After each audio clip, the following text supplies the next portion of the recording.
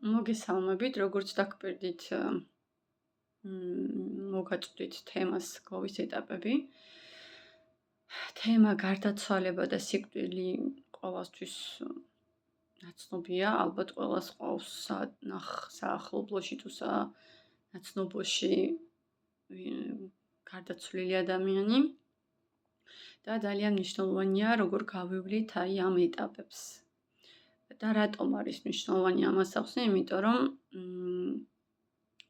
გლოვას ეტაპები აქვს თავისი და თუ სწორად შევძლებთ და გავივლით ამ ეტაპებს, ნაკლებად დავიზიანებთ თავებს, ნაკლებად დავაზიანებთ მიცვალებულებს, ბისულებს და ნაკლებად დავაზიანებთ გარშემო მყოფებს და ვისაც ახლა შვილები რჩება, ახლობლები და ასე შემდეგ, დაზიანება რომ არ მოხდეს. და რატომ არის მნიშვნელოვანი ამ გლოვის ეტაპების სწორი გავლა? ვისთვის არის მნიშვნელოვანი? ჩვენთვის თუ მიცვალებულებისთვის? ამ საკითხზე ვიტყოდი, რომ ორივესთვის არის მნიშვნელოვანი, ორივე მხარესთვის, იმიტომ რომ მიცვალებულის გაშვება, როცა არ შეგვიძლია, ხო, მის სულს არ უშვებთ თუ ვერ უშვებთ, ეს არის ეგოიზმი. იმიტომ რომ შენ გინდა რომ ყავდეს სულ. თუმცა, როდესაც არ აძლევს საშუალებას სულის გარდასვლას ამ სამყაროდან იქ საიქიოში, ხო, სულის თვის არის ძალიან ძნელი და ის ადამიანი, რომელიც გარდაიცვალა, სადღაც იჭედება, ესე რომ ვთქვათ, არ ხსნით ენერგეტიკულად ამ ჯაჭვს. და ეს აუცილებელია, ისევ და ისევ ვიმეორებ ორივე მხარისთვის. პირველი ეტაპი, რაც არის გარდაცვალების, ეს არის უარყოფა, როდესაც იგებ, რომ შენი ახლობელი დაიღუპა, შენი ტვინი ვერ იღებს, არ გინდა რომ მიიღო. იმდენად ტკივნეულია ეს, რომ გააცნობიერო, რომ ის აღარ არის, გეწყება უარყოფა, გეწყება გაქცევა, გაურბი ხარ, ვერ აღიქვა, რომ და ვერ აღიარებ, რომ ის შენთან აღარ იქნება ფიზიკურად. ტკივილი იმდენად ძლიერია, რომ არის მომენტები, რომ ტვინი ხანდახან ამ ემოციას ბლოკავს. ხშირად ყოფილა, რომ ადამიანებს მიცვალებული წინ უდევთ, თქვათ, აყავთ და არ აქვთ ემოცია, ზოგი ვერ ტირის, ზოგი ვერ გამოხატავს. ემოციები ეყინება, ეს ყველაფერი არის ტვინიდან, ტვინი ბლოკავს ამას, იმდენად მტკივნეულია, რომ ეს თავდაცვის მექანიზმი ერთვება ზოგს. თუმცა ეს იმას არ ნიშნავს, რომ მათ არ ტკივათ, თუ არ ტირიან, თუ არ კივიან, თუ არ წივიან. საერთოდ არანაირად არ არის კავშირში ეგ ყველაფერი. უბრალოდ ეს თავდაცვის ინსტინქტი ყველას გვაქვს და ეს ტვინი რაღაცნაირად ამ სიგნალებს თიშავს. სიძლიერე იმდენად ტკივლის ძალა იმდენად დიდია, რომ ცოტა რთულია ჩემთვისაც ამ თემაზე საუბარი, რომ გვიჭერს მოკლედ რა ეს ტკივილი ძალიან უკვე ღრმა ტკივილია, ესე რომ ვთქვათ რა. მეორე ეტაპი არის სიბრაზის ეტაპი. სამყაროზე, ღმერთზე ყველაზე ბრაზდებით. თუნდაც იმ შემთხვევაზე, რომ რატო, რისთვის. მე ვერ ხსნით უბრალოდ ვეძებთ კითხვებს, რატო მე, მაგალითად ხშირად არის, რომ რატო მე დამემართა. და თავში იწყება რაღაც ქაოსი, რომ ამოხსნა, თითქოს ეძებ რაღაცა პასუხებს, რომ რატო ხდება ესე და ადანაშაულებ აბსოლუტურად ყველას სამყაროს ღმერთს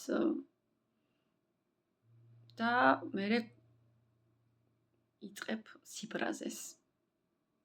ანუ ბრაზი, რომელიც ფაქტობრივად ჩვენ გვანგრევს და რომელიც გვაზიანებს ადამიანს, ხო?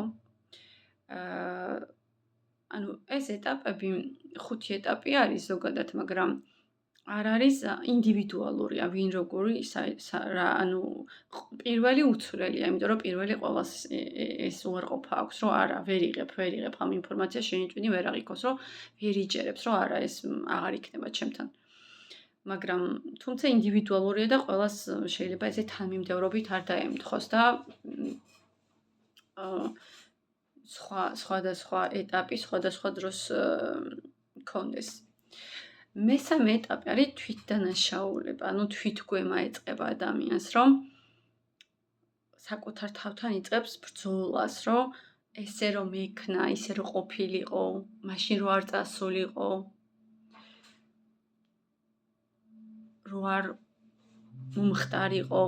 აი ეს მესამე ეტაპი არის ეს, რომ ეძებ რაღაცებს, რომ ახსნა გინდა, რომ აი ხო შეიძლებოდა რომ იმ წუთას, იმ დროს იქ არ ყოფილიყო, ან შეეცვალა სამსახურის საათები, ანუ ბევრი ფაქტორია, ანუ ესე რომ ვთქვათ რა, რომ ყოველთვის რაღაცა დანაშაული შეგრძნება გაქვს, რომ აი ან მე რო დამერეკა, ან მე რო მეთქვა, ან მე რო დამეძალებინა, იქნებ არ წასულიყო, იქნებ აზრი შეეცვალა და ესეც ნორმა, ანუ თვითგვემაში ვარდება ადამიანი და სულ ფიქრობს იმას, რომ ნეტა რაღაცა გამეკეთებინა, ნეტა უფრო მეტი დრო გამეტარებინა, ნეტა, აი ეს ნეტა ძალიან ბევრია, ანუ ნეტა ის მექნა, ნეტა ეს მექნა, ხო?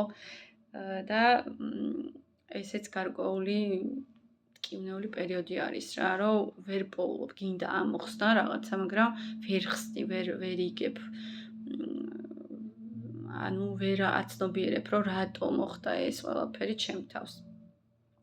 მეოთხე ეტაპი არის დეპრესია. ანუ დეპრესია არის ყველაფერი ეს დალექილი, ანუ ეს ეტაპების ნაგროვი, ყველაფერი ერთად და რომელიც მერე უკვე ერთიანად გერევა და გადადიხარ დეპრესიაში.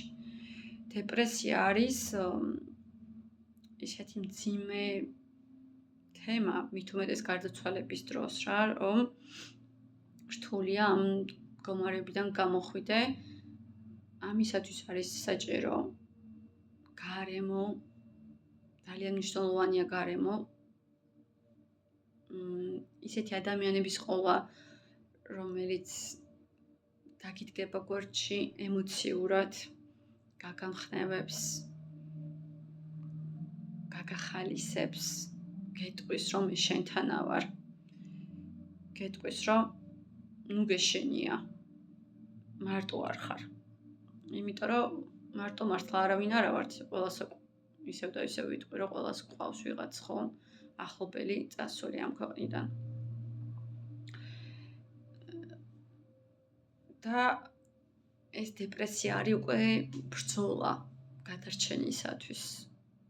უკვე არის ის ეტაპი, რომ რაღაცა დოზით ადამიანი კარგავს სიცოცხლის სურვილს. ანუ იმდენად ტკივილი დიდია ამ ფიზიკური გაშორების, რომ იმდენად ჭრილობა, ანუ იმდენად დიდია და მოუშუშებელია, ესე ვიტყოდი, რომ რაღაცა მიდის ადამიანის ტვინი იმამდე, რომ აზრი ცხოვრების რა არის. რატო ვიცხოვრო, რატო გავაგზავნო სიცოცხლე. თუმცა ესეც ინდივიდუალურია, ყველას შეიძლება არ ქონდეს იგივე განცდა, აი სიცოცხლის არ სურვილი. ყველა შეიძლება არ ქონდეს ეს. მეხუთე ეტაპი არის გაშვება. ანუ გაშვება ნიშნავს იმას, რომ შენ ეს ყველა ეტაპი გაიარე, გააცნობიერე, გაანალიზე და მიხვდი იმას, რომ ამ სამყაროში თუ მოვედით, მუდმივად ცას ვერცეთი ვერ გამოვეკერები. გამოვეკერებით, ხო? ანუ ყველა სადღაც ვამთავრებთ. ვიღაცა 20 წლის, ვიღაცა 40 წლის, ვიღაცა 80 წლის და ასე შემდეგ. და ეს არის უკვე მიმღებლობა, რომ შენ მიიღე მისი გარდაცვალება და უშვებ. უშვებ თვითგვემას, უშვებ სიბრაზეს, უშვებ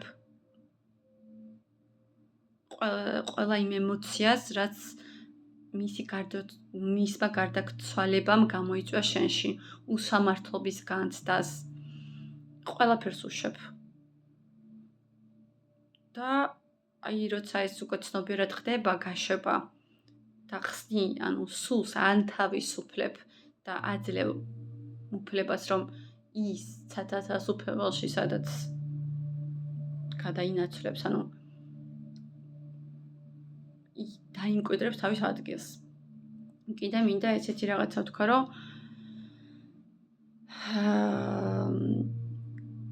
განსხვავებას ვიტყოდი გარდაცვალებასა და სიკვდილს შორის. ჩემთვის სიკვდილი ნიშნავს, რა არის სიკვდილი, მოკვდები და აღარავის აღარ ახსოვხარ. ხოლო გარდაცვალება არის, როდესაც უბრალოდ ფიზიკურად აღარ ხარ აქ და შენი ფიზიკური სხეული გადადის ერთი ადგილიდან მეორე ადგილზე, ხო?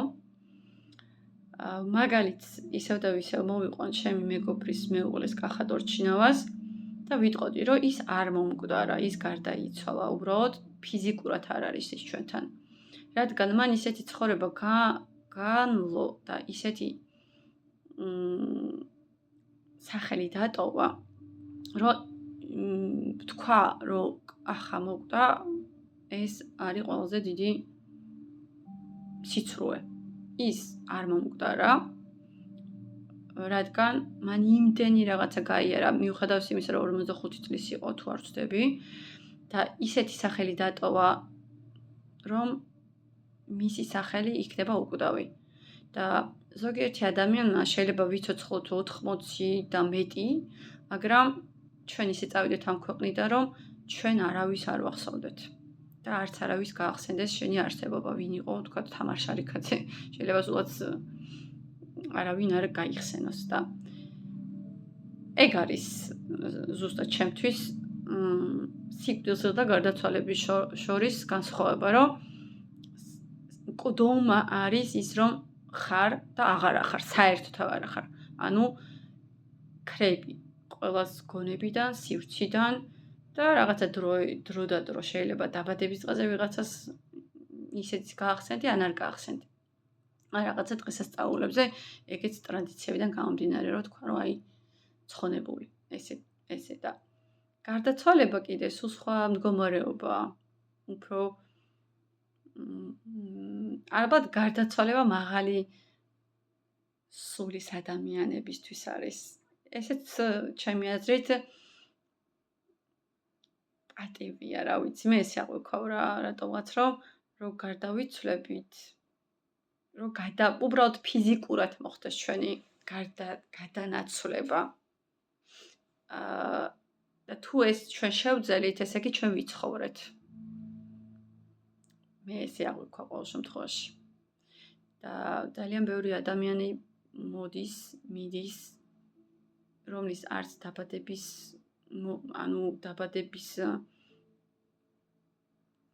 მოსვლას არ აქვს არც მნიშვნელობა და წასვლასაც ხდება ესეა სამყარო რაღაც რატო არ ვიცი რა ვერ ხსნი მე თვითონაც რომ აი ვიღაცის წასვლა შეიძლება იყოს ძალიან ესეთი გახმაურებული, თუმცა ვიღაცის სიკვდილი უბრალოდ მოკვდა და მორჩა. აი წერტილი რაღაცა იყო და აღარ არის მორჩა. ანუ დამთავრდა.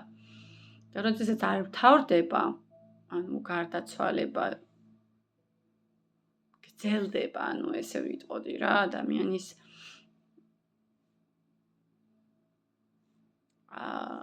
ფიზიკური არ ყოფნა, თუმცა ის ტოვებს თავის კვალს და აი ამ კვალით, ანუ ამ დატოვებული სახელით შეგიძლია თავისუფლად იყო ბედნიერი. ეხლა ცოტა გადავუხო ამ თემას და ვიტყოდი, რომ რა შუაშია სიყვარული და სიკვდილი ერთმანეთთან, ამასაც ვიტყვი, რომ როდესაც ნამდვილად გვიყვარს ადამიანი, აი წრფელად, გულწრფელად, ხო? ზუსტად ეგ არის სიყვარული, რომ შეძლო და გაუშვა და გაანთავისუფლო ადამიანი შენი ცნობიერებიდან.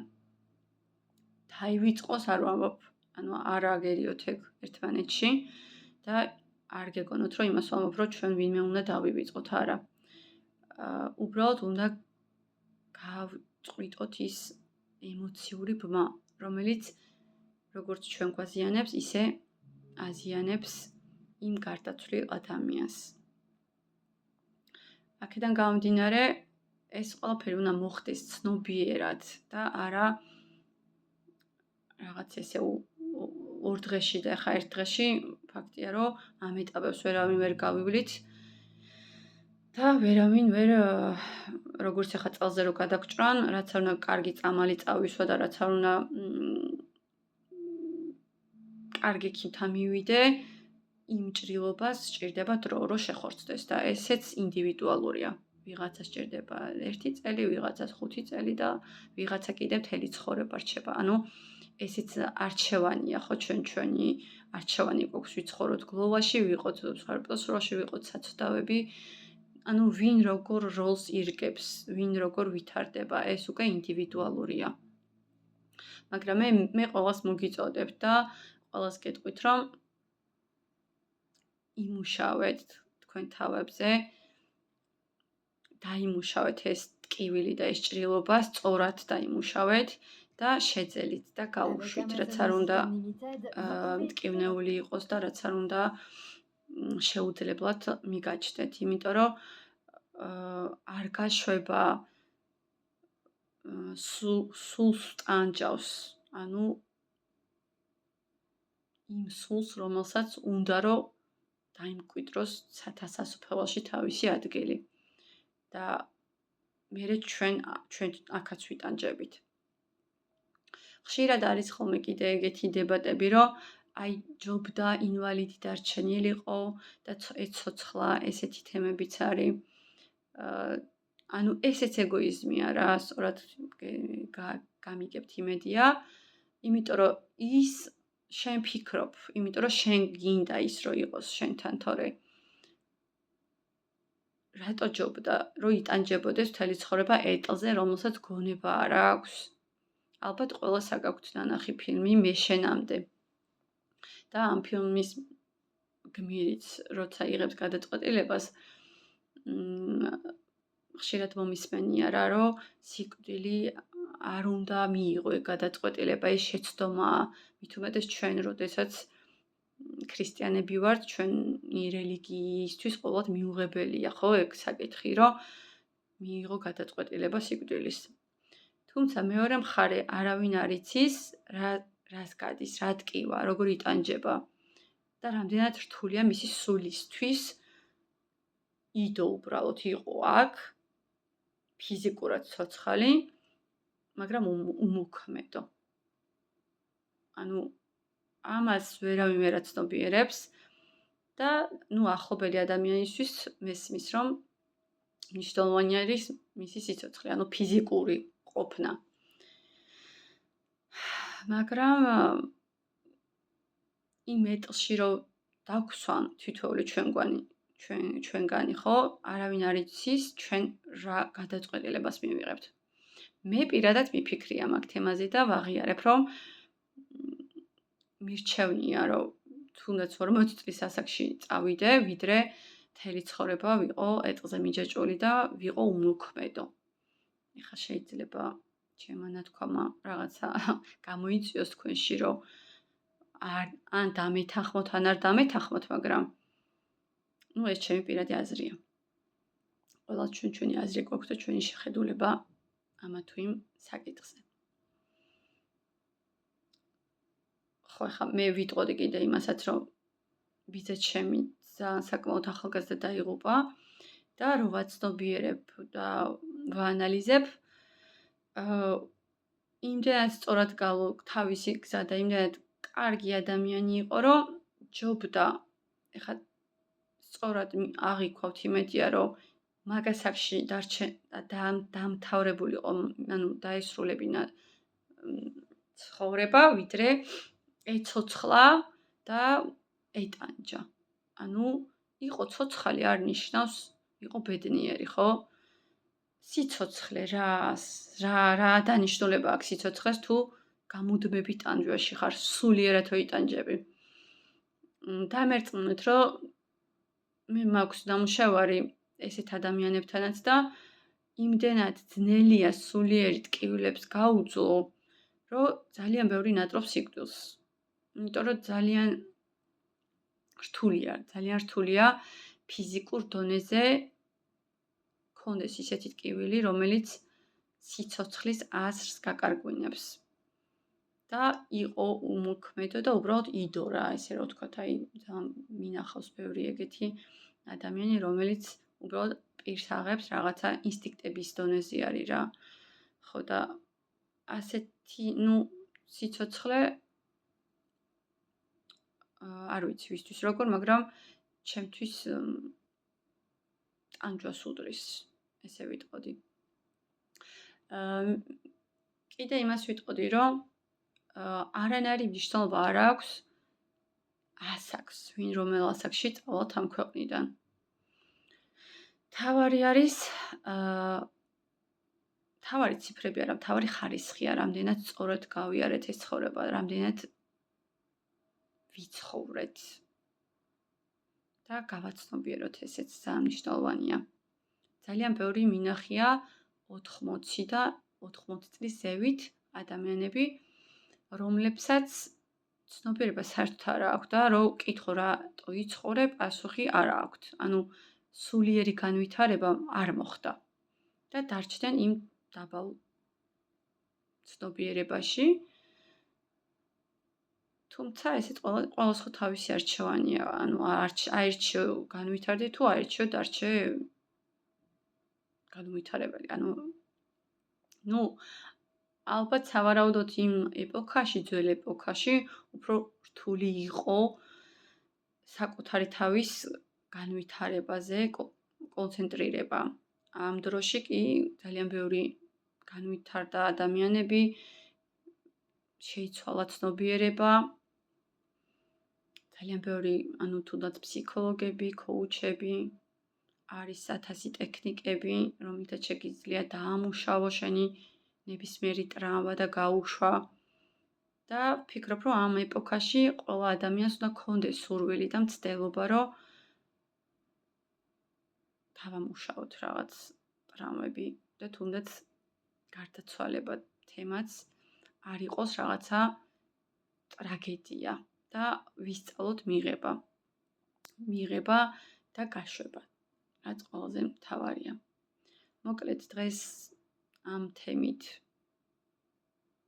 დაგემშვიდობებით. არ ვიცი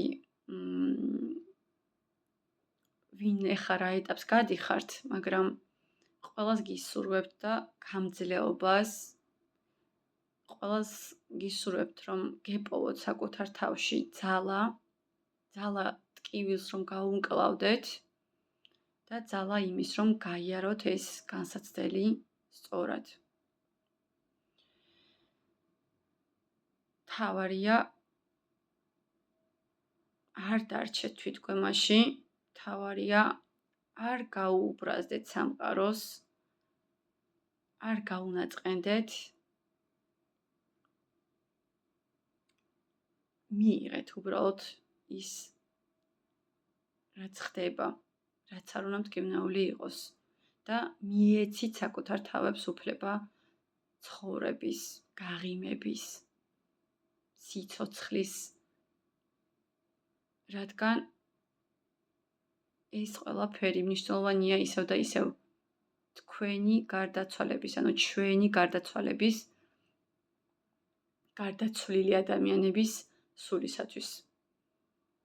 აი, მე ყოველთვის ესე ვამბობ, რომ მე რომ გარდავიცვალო სიტყვაზე, ხო, დაზღვეული ხო არავინ არა ვართ. ხო? და მე რო ვიყო, თქვათ, გარდაცვლილი და მე რო ვუყურებდე ჩემ თუნდაც შვილებს, ახლობლებს, მგლოვიარეს და რაღაც მწოლიარეს და გოდებაში და აი რაღაცეებში ზუსტად ვიცი რომ არ ვიქნები კმაყოფილი და ვერ მოვისვენებ ალბათ იქ იმ ქვეყანად და მაგიტო ვამბობ რომ არ უნდა ვიყოთ გლოვიარები, არ უნდა დავრჩეთ იმ წარსულ ტკივილში. გავაცნობიეროთ, გავაანალიზოთ, გავიაროთ უნდა ეს ეტაპი, სწორად გავიაროთ, რომ შევძლოთ სრულფასოვანი ცხოვრება. და სრულფასოვანი ცხოვრება იმისთვის არის საჭირო, რომ არც შენი გლოვით და შენი ტრავმებით არ დააზიანო შენი შვილები. არ წაართო მათ სიცოცხლის სურვილი, არ დაუმახინჯო ბავშვობა შენი ტკივილით. მესმის და იგივე ვიმეორებ, რომ ძალიან მტკივნეულია ეს პროცესი, ძალიან. მაგრამ უნდა ვიპოვოთ საკუთარ თავში ძალა, შევძლოთ. რატოღაც საქართველოში ესე არის, რომ ახლა საფრანგეთში არ არის კულტურა რა, რომ აი ვაი უი და რაღაცა და არც მიღებული არ არის სხვათა შორის აი ხვების თანდასწრები, წივილი-კივილი და პანიკა. ყოველთვის ამბობენ, რომ ანუ თავს კი არ იკავებენ, ანუ ამბობენ, რომ ამათ კულტურაში როგორც იცით, რომ მე ჩემი ტკივილი კი მტკივა, მაგრამ მე ჩემ ტკივილს შენ თავზე არ მოგახვევ. ანუ აი ესეთი აღქმა აქვთ და ესეთი დამოკიდებულება აქვთ და საქართველოში პირიქითაა, რომ პირიქით უნდათ, რომ ყურადღება მიიქციონ, თავისი ეს ტკივილი სხვას აჩვენონ, დაანახონ როგორი საცოდავები არიან, დაანახონ როგორი საწყლები არიან, როგორ მიატოვა ღმერთმა,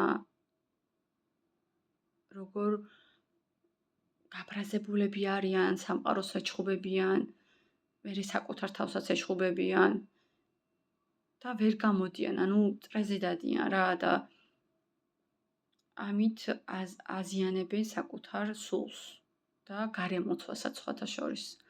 ამიტომ ყველას გირჩევთ, რომ გააცნობიეროთ. თავარი გაცნობიერებაა და როცა აცნობიერებ ადამიანი, უკვე ყველაფერის გაშვება მარტივდება.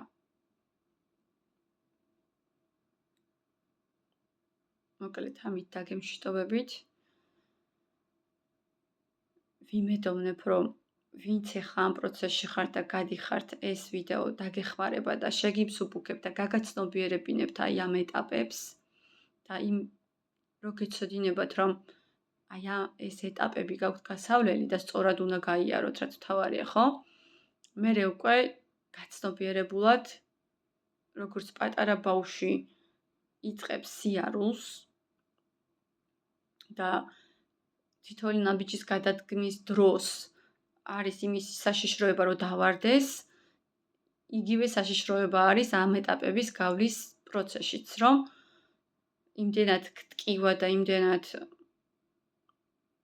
სული გეწვის, თუ როგორ ვთქვა, არ ვიცი, რომ ნებისმიერ დროს შეიძლება რომ ჩვენც დავარდეთ და დავეცეთ. მაგრამ ეს არ უნდა შეგვეშინდეს და არ უნდა ვიცხოვროთ ამ შიშში და აი ამ პანიკაში, რომ ვაიმე, მერე რა იქნება, როგორ ვიცხოვრო, როგორ გავაგრძელო სიარული. ფაქტიურად გარდაცვალების შემდეგ ადამიანები ვსწავლობთ თავიდან სიარულს. ანუ ვსწავლობ წონასწორობის დაჭერას, ვსწავლობ ემოციების კონტროლს. მოკლედ, ბევრი რო აღარ გავაგრძელო. ყველას გისურვებთ სწორად გაგელოთ ეს ეტაპები უფრო სწორად და გეპოვოთ საკუთარ თავში ძალა. იმის, რომ გააგრძელოთ სწორად ცხოვრება და არ დაიზიანოთ საკუთარი თავები და არ დააზიანოთ თქვენი მიცვალებულები.